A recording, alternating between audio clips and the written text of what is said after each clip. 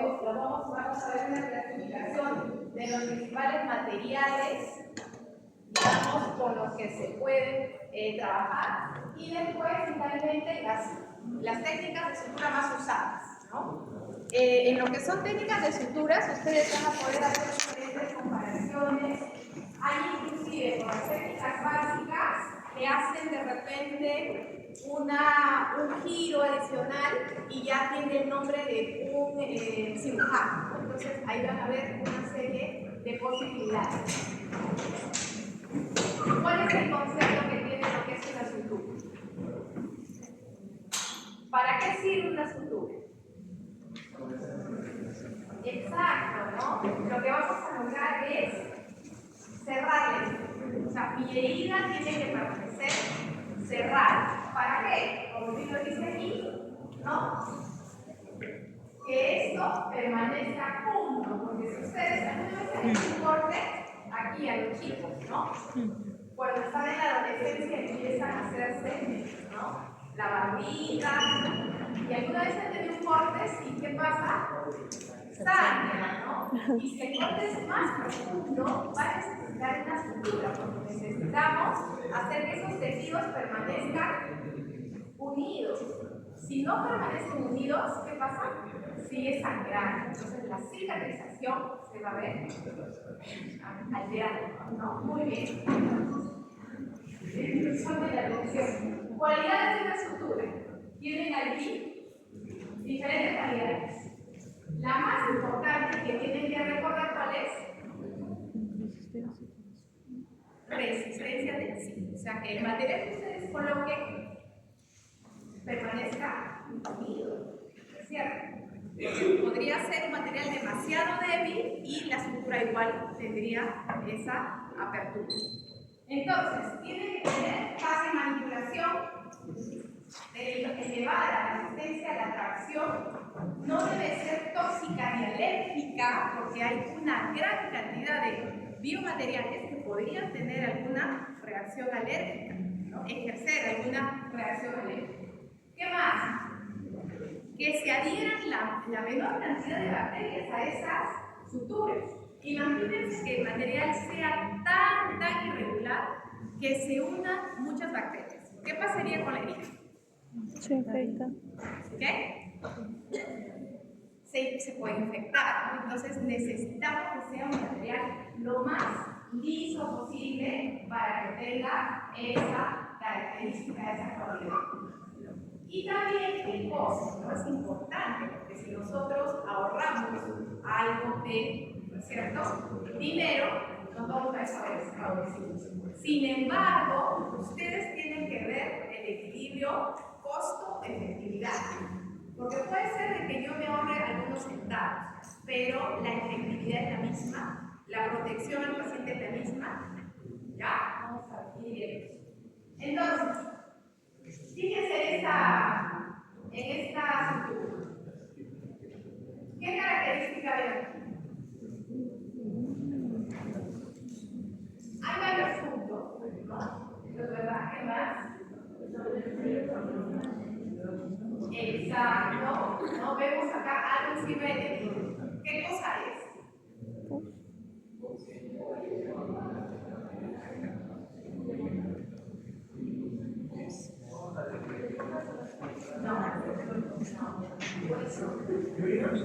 ¿Qué pasa? Muchas veces cuando se hace la sutura queda una apertura, ¿no? Entonces, eso les va a pasar. Ustedes van a decir, me explicaron la clase de sutura que yo tengo que lograr un cierre por primera intención, ¿no? Eso es lo que ustedes pensarían. Sin embargo, muchas veces eso no se va a lograr, porque al hacer mucha tensión podría rasgarse, ¿no? El colgajo, y se rasga ese tejido. Entonces, aquí lo que hay es una sutura, ¿no? Por ejemplo, es una sutura en X que logra cortar muy bien los tejidos, pero eso es fibrina. Cuando no hay un cierre por primera intención, ¿no? Se llega a formar primero fibrina y luego esa fibrina ya se convierte en ¿ya? Entonces, a veces uno mira amarillo y dice se infectó. No es eso. ¿Ya? Ese es un proceso de cicatrización. A menos que empiece a suturar, eso sí ya es un tejido infectado. ¿Ya? Muy bien.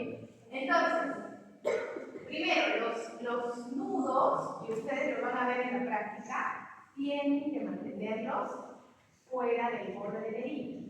¿Ya? Lleven el nudo hacia vestibular o hacia palatina, nunca en el borde de la herida. Porque si estamos hablando de que las bacterias tienen que ser la menor cantidad de bacterias posible, si ustedes lo colocan en el borde de la herida, ¿qué pasaría? Puede infectarse, ¿cierto? Muy bien. Entonces, usar la menor cantidad de suturas. Pasa muchas veces que dicen, ya yo voy a suturar mucho, ¿no? Y al final, ¿no? El tejido se empieza a rasgar. Entonces, separe alrededor de 4 milímetros entre punto y punto. ¿Ya? No es que cuanto más suturen es mejor. No es así. ¿Ya? Por eso les he puesto no se sobresuture. Dentro de los principios, ahí vamos a ver, está justo en rojo, dice mínima reacción inflamatoria. ¿No es cierto?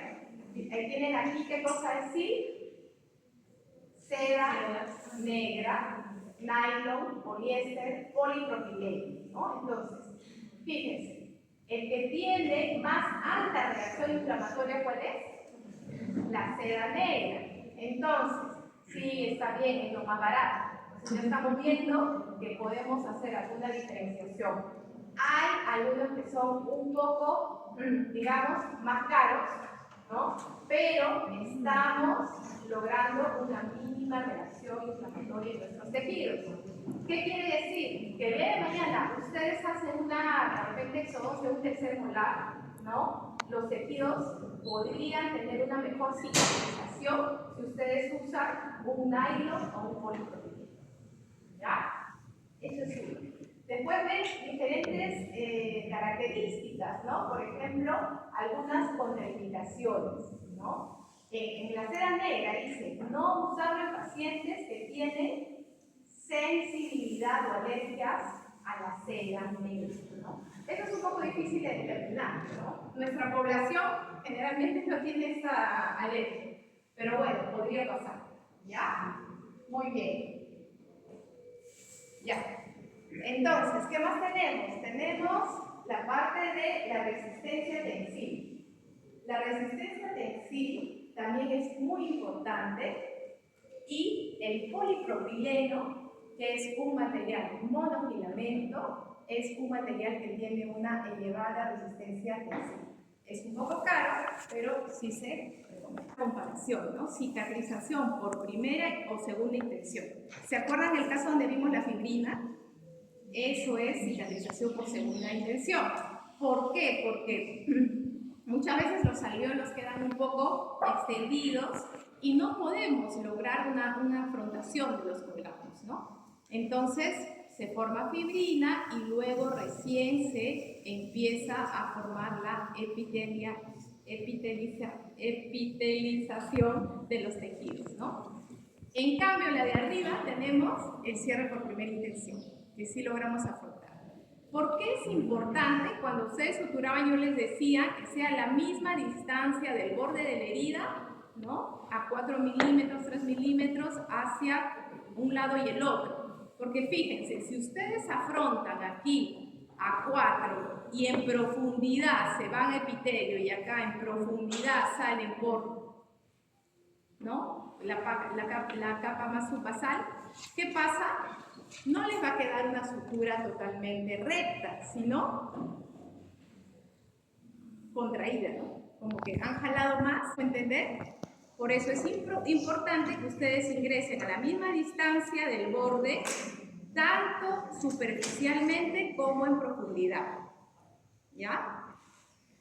Muy bien. Entonces, en lo que son las líneas de sutura, ustedes van a tener suturas primarias, como son las que vimos, la sutura simple, la sutura en 8, que está afrontando aquí en primera línea, y la secundaria, que nos va a ayudar a que los tejidos no se vean perjudicados por esa tracción muscular que a veces hay en algunas zonas, ¿no? Como por ejemplo en la zona de los cachetes, ahí, en la zona solo el placentero, a veces hay una atracción, ¿no?, muscular porque el paciente habla, sonríe, lo que sea. Entonces, se da un tipo de estructura secundaria, ¿no?, que es, por ejemplo, en este caso, su colchonero horizontal, es un tipo de estructura secundaria que protege ese arrastre muscular. En lo que es la anatomía de las agujas, ustedes van a tener que la aguja con la que nosotros suturamos es totalmente a la aguja con la que se corta, ¿no? Ven que tiene una curvatura aquí, ¿no?, muy rara. Entonces, por eso es importante que ustedes practiquen un poco el giro de la muñeca, ¿no? Porque si ustedes quieren atravesar el tejido recto, no va a girar. Entonces ustedes empujan, y no sale la aguja, dicen, no la veo. No la ven porque no están girando, tienen que girar con la muñeca. Es circular, entonces ustedes no van a atravesar recto, ¿no?, ¿ya? Entonces la que más usamos en odontología, que facilita mucho esa práctica, es la de 3 octavos, ¿ya? La de 3 octavos, y vamos a ver de que los filos, hay filos que también cortan la superficie externa, ¿no?, el triangular con filo reverso, por ejemplo. En odontología usamos la que es un poco redondeada y que no corta la parte externa, ¿ya? Entonces es importante. Bueno, los diferentes tipos de hilos, y recordar que siempre tengan esto, ¿no?, su pinza, su tijera y su portaagujas o su cascorín, lo que ustedes puedan utilizar. En cirugía se usa mucho más el portaagujas, en periodoncia se usa más el cascorín, ¿no?, porque hay a veces de repente cirugías un poco más delicadas, entonces se hace un poco más fácil utilizar un cascorín que un portaagujas. Y ahora hay una infinidad de posibilidades para poder hacer esa adquisición. Antes, recuerdo, solo había una marca y era la marca más cara. Hoy en día ustedes están con la posibilidad de comprar productos que vienen de Corea, ¿no?, de Brasil, y son muy buenos. Entonces hay toda esa posibilidad. Entonces, en cuanto a las suturas, tenemos las suturas, pueden ser naturales o sintéticas, absorbibles o no absorbibles, monofilamento o multifilamento. ¿Qué cosa es eso? Vamos a ir hablando un poco, ¿no? Dentro de las principales características, vamos a ver que las suturas que son reabsorbibles, ¿no?, la más utilizada es esta de aquí, el ácido poliglicólico, lo hemos pedido para las prácticas, pero vamos a usar en realidad la seda negra. ¿Por qué? Porque visualmente ayuda más, ¿no? Fuimos tratando de usar el poliglicólico, pero justo nos tocó la clase de lunes, que no había luz, pero no se veía. Entonces es importante para la primera práctica usar primero seda negra y ya luego pasar a los demás materiales, ¿ya? Entonces, dentro de los reabsorbibles tenemos el nitril. El nitril, ¿no?, tiene una composición de 9 a 1 en relación, ¿no?, en proporción, y es un 9 de cantidad de proporción de ácido poliglicólico y de 10 de ácido poligalactínico, ¿no? Entonces a eso se le conoce como nitrilo. Y luego también tenemos la polidioxanona, que es un material que está siendo usado más en cirugía plástica periodontal. Es el material que usan los cardiólogos, ¿no? Entonces ya nos podemos imaginar que es uno de los más utilizados. Y dentro de los no reabsorbibles, en periodoncia estamos usando mucho el polipropileno, ¿ya? En cuanto a la diferencia de un monofilamento versus un multifilamento, tenemos principalmente, y acá está la diferencia, ¿no? Miren un poco esa rugosidad de los hilos, ¿no? Este es un multi, y hay una adherencia mucho más fácil de todas las bacterias, ¿no? Al microscopio, fíjense cómo se ve este multifilamento. Ya no les cuento de la seda negra, todo lo que puede aprender, ¿no? El monofilamento es mucho más liso, fíjense, entonces permite, ¿no?, que esas bacterias no estén por esa superficie. Entonces, digamos que lo ideal es buscar un monofilamento. ¿Por qué? Porque produce una mínima cicatriz, se anuda mucho más fácil, ¿no? Tiene menos impurezas y también tiene, pero dentro del inconveniente es que es muy difícil su manejo, ¿no? Entonces hay que tener mucho más práctica, ¿ya? Entonces, materiales monofilamentos, tenemos el nylon, la poliuresanona, el polipropileno y también el cáñamo, ¿ya? Y los multi, ya sabemos, la seda, el nitril, la polivertina 9 veces el nitril, el ácido polificólico, son esas características. Esta publicación es muy interesante porque dice, ¿no? Influencia de sutura en la cicatrización, fue publicada en el Journal de Otoño 2000 y nos da un poco una idea, ¿no? A veces ustedes van donde Gina y dicen, Gina, una sutura, y solo le dice, ella les dice, ya, ¿qué ceros? Dicen, ya, 3 ceros o 4 ceros. Es que no sé, no tengo, solo tengo 4, ya damos, se va corriendo, ¿no? Entonces, no es así, tienes que recapacitar. Esta sutura, ¿no? Tiene también, la aguja tiene una medida, ¿no? Hay de 11.2, de 12.9, de 16.2, de 7.6, entonces puede ser más grande o más pequeña. ¿Y por qué hay esas distancias? Porque hay una necesidad clínica, ¿no? Entonces, primero, se tiene que preguntarse, ¿qué voy a suturar? Voy a suturar la zona hemolar, voy a suturar la zona interproximal, voy a suturar el colgajo para cortar el colgajo que de repente de liberación que hice, ¿no? Entonces, según este artículo, nos dice que si ustedes van a suturar el área de molares, tienen que usar una aguja mucho más larga para que pueda pasar con más facilidad el hilo, ¿no? Puede ser un poco obvio, pero después, cuando se da la cirugía, traen cualquier cosa, menos habían traído unas agujas, pero enormes, solamente que parecen estas agujas para cerrar el pavo. En realidad, siento que son más así, tienen traído cortas, pero con eso no vamos a poder hacer mucho, ¿no? Entonces, fíjense la curvatura de la aguja, que dijimos los resultados. Fíjense también la longitud de la aguja y fíjense qué cosas es lo que van a hacer, ¿no? Para lo que son, por ejemplo, incisiones en base de pupila, elijan las más pequeñas, de 8.9.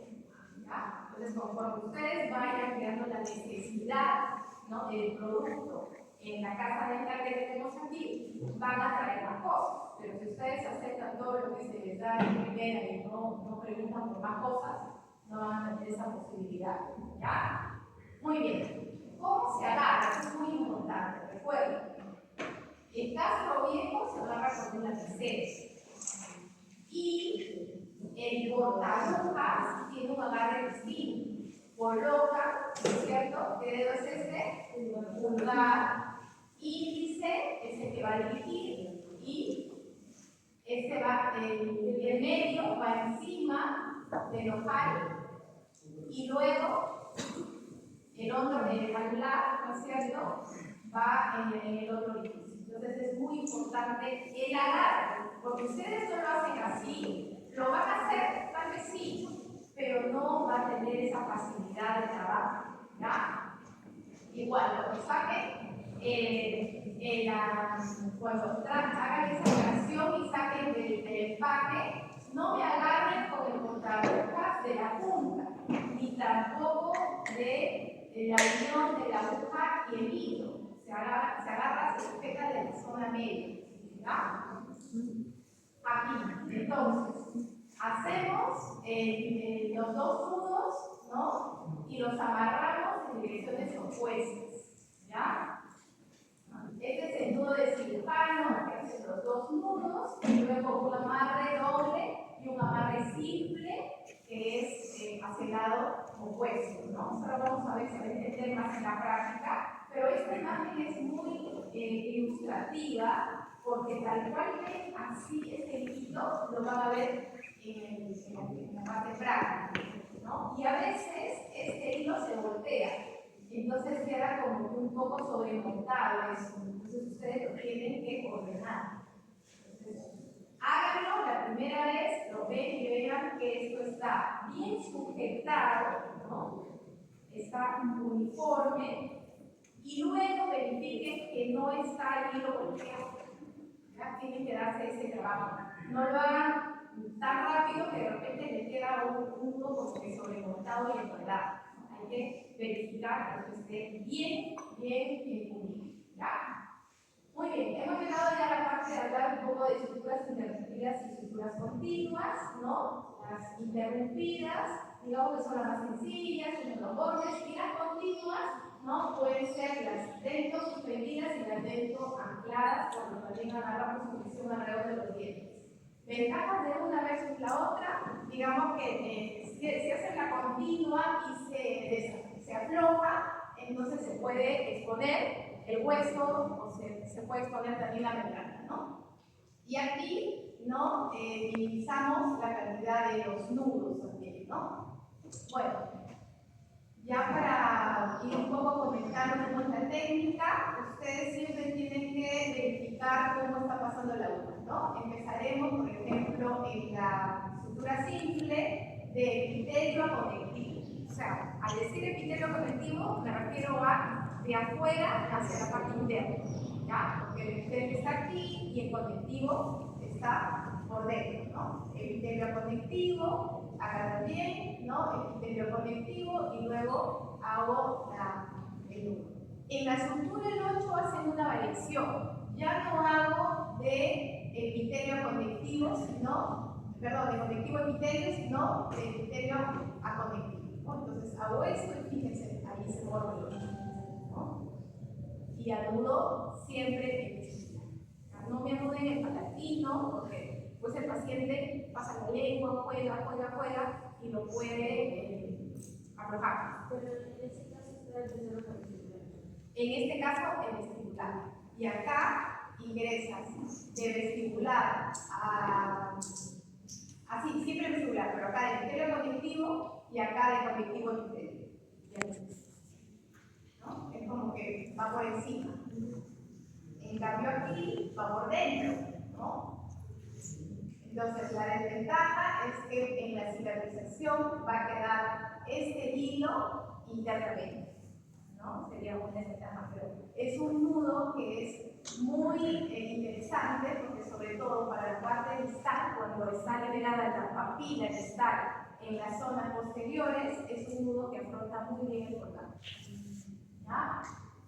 Muy bien. Sutura en X. La sutura en X es la que usamos para hacer preservación de alveolo, ¿no? Preservación de alveolo es, ustedes hacen la cirugía, colocan un biomaterial, ¿no? Y tienen muchas veces que colocar una esponja de colágeno o un biomaterial para que ese alveolo se pueda preservar, ¿no? Y la sutura es esa, ¿no? Entonces, como ingreso en vestibular y salgo ya no por palatino, sino por a 4 milímetros hacia distal, salgo por acá, ¿no? Entonces ya me queda así, entro y luego giro igual acá, ¿no? De inicial a distal y ahí se forman la X. ¿Ya? Ingreso aquí con la aguja y luego salgo por acá. ¿No? Salgo acá y ya luego la sutura va a cruzar, ¿no? Y luego vuelvo a ingresar, entro y salgo a 4 milímetros por distal y ahí es que se forma esta X. ¿Ya? Es muy útil para eso. Esta también es una estructura icónica y periodosa, ¿ya? Es la del colisonero vertical, ¿no? Y es sencillo, ¿no? ¿Por qué? Es fácil de recordar. Primero, ¿no? Acá en esta imagen lo van a entender más. Yo ingreso donde está el 1 a 6 milímetros del borde de medida, 1, 2, 3, 4, 5, 6, aquí. Ingreso de vestibular a conectivo. Atravieso hacia el conectivo y salgo a 6 milímetros aquí. Entonces, al salir, cuando salgo al epitelio, mi aguja vuelve a ingresar encima, a unos 3 milímetros por encima, ingreso de epitelio conectivo y luego acá de conectivo epitelio. Y anudo también. Es por eso que van a ver esta línea de 3 milímetros, que sería esta. Y luego aquí. ¿Ya? A eso se le conoce. Entonces, en el colchonero vertical, ¿qué es lo que voy a hacer? Colchonero vertical, ingreso a 6 y luego salgo a 3. Tendría que hacer el resumen, sería eso. Ingreso a 6 y salgo a 3. ¿Ya? Muy bien. Esta es una de las modificaciones que la van a ver también en diferentes artículos. Se llama colchonero vertical, pero modificado por Laurel. Y la modificación hace lo mismo, ingreso a 6, salgo a 3, y este ojal que queda acá lo dejo un poco flojo, porque después mi aguja va a pasar por ese ojal y hago la tracción. Al hacer ese arrastre voy a lograr una mejor afrontación de los equipos. Solamente pasando mi agujita por ese ojal que queda acá liberado. También lo vamos a ver en la práctica. Es lo mismo, pero pasando por el ojal. Muy bien, así como hay un colchonero vertical, hay un colchonero horizontal. ¿Y cómo es ese colchonero? Igual, ¿se acuerdan de que yo entraba a 6 y luego a 3? Ahora ya no. Ahora ingreso a 3 nada más, del vestibular hacia palatino y voy verticalmente, de desear a distal. Y luego vuelvo a ingresar el vestibular y salgo en palatino. Entonces, ya la sutura me va a quedar acá recta. Eso se le conoce como colchonero horizontal, se recomienda para reivindicación ósea, se recomienda también para hacer, ¿se acuerdan de esa sutura, no es cierto? Para la tensión muscular, ¿no? Es como una sutura, digamos, secundaria para lograr que los músculos no te hagan la herida. Generalmente cuando hacemos regeneración necesitamos esa sutura, porque como hemos puesto material allí, la sutura tiene mucha tensión, entonces es ideal para mantener. Entonces recordar que las trayectorias son paralelas y a la misma profundidad. ¿Ya? La suspensoria. La suspensoria es una sutura que usamos muchísimo para hacer lo que es la reposición coronal del colgajo, ¿no? ¿Qué pasa cuando hay recesiones? Muchas veces hacemos esta sutura para lograr que el colgajo suba un poco, ¿no? Entonces, ¿cómo es que hago? ¿No? Es muy interesante. Voy a ingresar por vestibular, ¿no? Pero no voy a sujetar el epitelio en vestibular, ¿ya? Solamente entro por debajo del punto de contacto. Y salgo, ¿no? Internamente, del conectivo al epitelio. Entonces, una vez que salgo, regresa mi aguja por debajo del punto de contacto. Aquí está el cabo de mi aguja, ¿cierto? Entonces, hago que mi aguja haga tenemos esta secuencia, ¿no? Voy a volver a pasar por debajo del punto de contacto, agarro el epitelio de conectivo al epitelio y vuelvo a regresar, ¿no? Por debajo. Entonces, anudo por donde entré el vestibular. Es como que voy por debajo, agarro, rodeo, vuelvo a agarrar y regreso. ¿Ya? También una estructura muy utilizada. Estas estructuras las vamos a hacer cuando hagamos la práctica de colgaje, porque necesitamos dientes para poder hacer esta tracción. ¿Ya? Ya. Esta es la colchonera vertical, haciendo también uso de la suspensoria. Entonces, igual, ingreso a 6, salgo a 3 Pero aquí, ¿no? Como es suspensoria, voy a ir pasando por debajo del punto de contacto y voy a ir rodeando cada uno de los sitios. ¿Ya? Muy bien. Entonces, se usa mucho cuando hacemos esos colgajos para ver, ¿no?, la pérdida ósea y para ver defectos verticales. Entonces, son las cirugías receptivas las que van a ser más interesantes para lograr ese tipo de estudios, ¿no? Y esto es cómo se ve la estructura. También lo usamos cuando hacemos alargamientos de corona, ¿no?, para lograr esa rotación. Muy bien, entonces, igual que tenemos nuestro colchonero horizontal simple, o sea, una suturita, también podemos hacerlo ese mismo punto, pero continuo, ¿no? Entonces, aquí anudamos después de hacer un punto simple y empezamos a suturar, ¿no?, hasta llegar a la raíz. En esta sutura la usamos para implantes dentales, ¿ya? Implantes dentales. Vamos a hacer también una diferencia entre una suspensoria que es continua, dependiente o independiente, por la diferencia de cómo voy rodeando o no rodeando cada uno de los dientes y logrando ese anclaje adicional. También tenemos esta sutura, que es la sutura continua, que también la utilizamos cuando hacemos exodoncias, ¿no?, de todo el maxilar o la mandíbula. Es una sutura que se utiliza bastante, ¿no? También cuando hacemos elevación del seno maxilar. Y la misma, ¿no?, y festoneada es cuando la aguja pasa por el ojal, ¿no? Pasa por el ojal y luego vuelve a agarrar el singular palatino, pasa por el ojal, por dentro de ese ojal y nos queda este festón hacia arriba, ¿no? Estamos haciendo una sutura.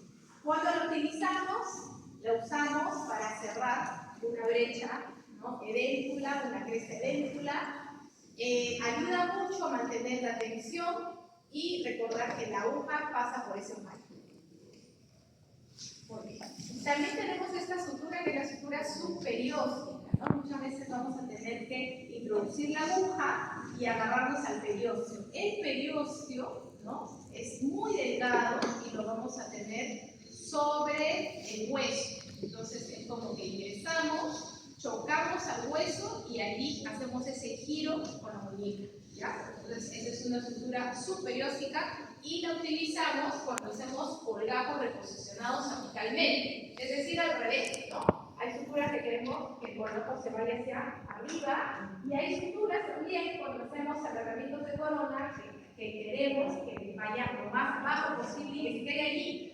Entonces usamos esta, ¿no?, que es la sutura superior.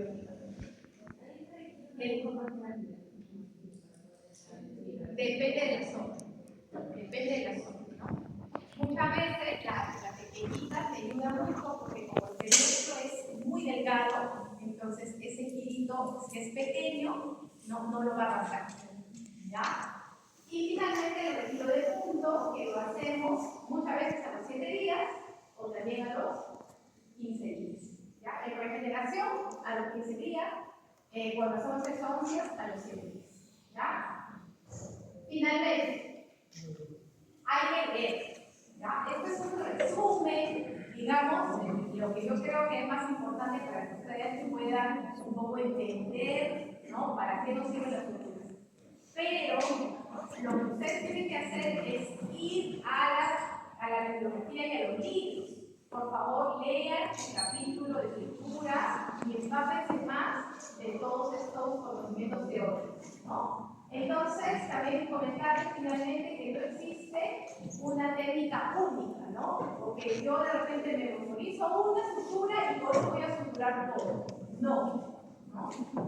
Hay un filósofo que se llamaba Hermann Hirsch. Él decía, era cirujano, él decía, hace falta 3 meses para aprender una técnica, 3 años para saber cuándo hacerlo.